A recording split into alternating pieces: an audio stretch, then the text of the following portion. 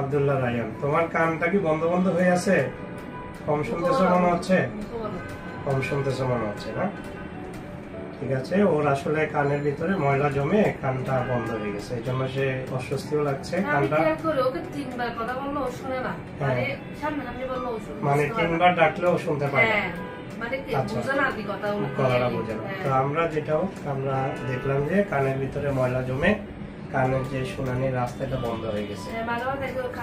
তাহলে এখন আমরা আসেন এই ময়লাটা বের করা যায় কিভাবে সেটা দেখি। আমরা 1 সপ্তাহ কানে কোনো ড্রপ দিয়েছিলাম নরম হওয়ার জন্য। ড্রপগুলো দিচ্ছেন? আচ্ছা, এটা সাকশন মেশিন, আমরা সাকশন দিয়ে নিয়ে আসবো। একটু আপনার মাথাটা ধরেন, মাথার কপালটা ধরেন। হ্যাঁ, ভালো ছেলে, নড়বা না।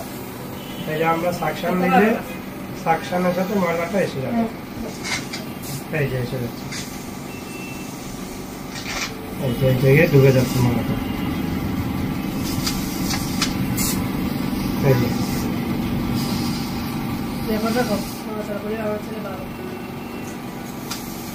অনেক ভালো ছেলে, আমাদেরকে একদম ডিস্টার্ব করছে না। অনেক আঠালো হচ্ছে। এটা আপনি ট্রাই করে লাভ নাই, বাসায় ময়লাটা আরো বেশ করে ঢুকে যাবে। আপনারা ট্রাই করলে যদি কটন বাড দেন, আমরা তো এটা টেনে আনছি, আপনি যখন কটন বাড দিবেন আরো ঢুকে যাবে। ঢুকে গেলে একটা সময় ইনফেকশন হবে, আনা যাবে না, এবং কানের পর্দা যে কোনো সময় ছিদ্র হয়ে যেতে পারে। অনেক ভিতরে দেখি বাবু, আরেকটু ঘোরা, এইভাবে ঘোরা।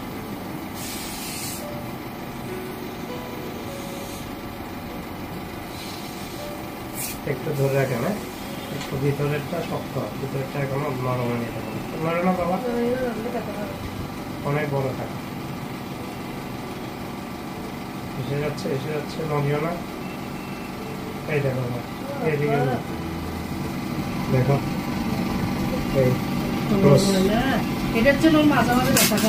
এদিকে ঘুরো, কানেও শুনতে পাচ্ছে না তাদের।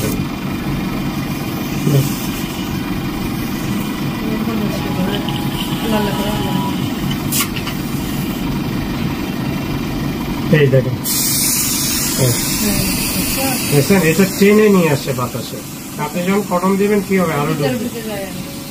এই দেখেন, দেখি দেখি বাবু,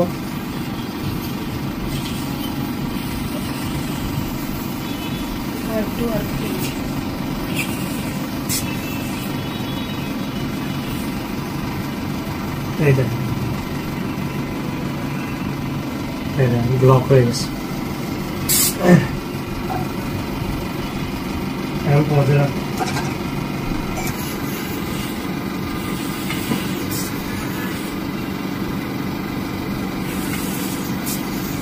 অনেক ভালো তো, তুমি ভালো তো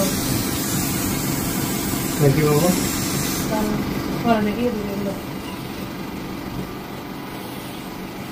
অনেক আঠালো, এত আঠালো যে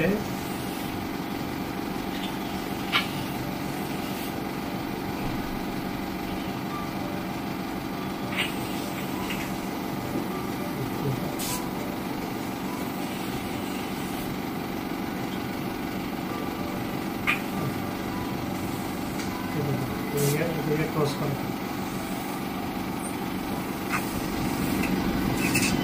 দেখেন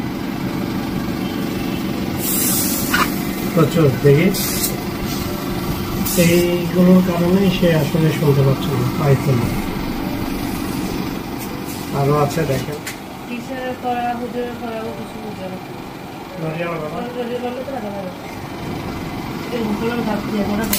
দেখি বাবা আর আছে কিনা। চলে আসলে তুমি শুনতে পাবা পরিষ্কার। এখন কিন্তু অলমোস্ট ক্লিয়ার। এটা সবসময় লাগে না, যদি অল্প ময়লা থাকে মাঝে মধ্যে পরিবার দিলে নিজে থেকে বেরোবে অল্প ময়লা। আর যদি ময়লা যদি ময়লা বেশি থাকে সেক্ষেত্রে টানবেন। কি নাম যেন বাবু তোমার? আচ্ছা, তোমার তো কানে ময়লাটা আমরা ওয়াশ করছি, কোনো ব্যথা পাইছো? ব্যথা পাও নাই, অল্প পাইছো না, খুব বেশি ব্যথা তো পাও নাই, পাইছো? আচ্ছা, এখন কি শুনতে পাচ্ছ? কেমন শুনতে পাচ্ছ? এদিকে তাকিয়ে বলো। এখন কি ভালো শুনছো আগের থেকে? আগের থেকে ভালো শুনতেছে, এখন ভালো লাগতেছে, কানটা ফ্রি লাগছে? ঠিক আছে, ধন্যবাদ। দর্শক মন্ডলী, আপনাদেরকে দেখানোর জন্য এটা করলাম। তো কানে ময়লা জমা এটা স্বাভাবিক প্রক্রিয়া, ময়লাটা আল্লাহর নিয়মে নিজে নিজেই বের হয়ে যায়। এই যে আমরা খাবার খাই, চাবানোর সময় একটা মুভমেন্ট হয়, এই মুভমেন্টের মাধ্যমে ময়লাটা বের হয়ে আসে, একটা কনভেয়ার বেল্টের মতো কাজ করে ওইটা দিয়ে ময়লাটা বের হয়ে আসে।